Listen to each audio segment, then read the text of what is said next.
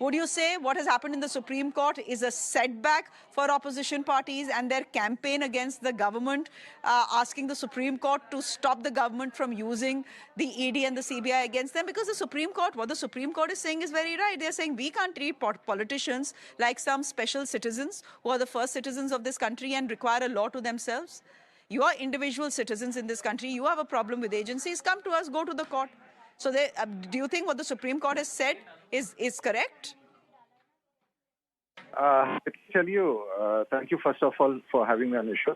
Let me tell you that as far as the Supreme Court is concerned, we have got the utmost respect and the regard for Supreme Court and judiciary.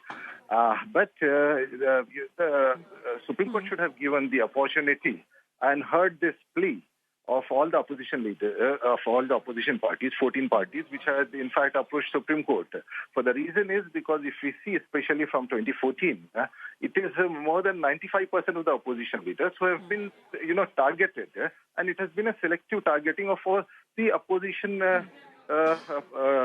parties, politicians. So that is the reason why all these opposition parties had approached Supreme Court collectively.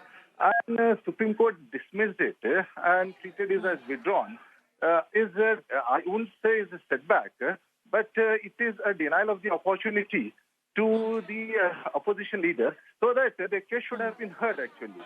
See, what happens, I'll tell you, because the Supreme Court, in most of the cases, even the other courts, if there are similar cases of the, if the cases of the similar nature, they club all the cases together. So that is the reason here, if you see, because there were so many opposition leaders who were targeted. So that is the reason. And it is not that, the MP has to be treated specially or a minister or the CM has to be treated equally. Because everyone is equal before the law.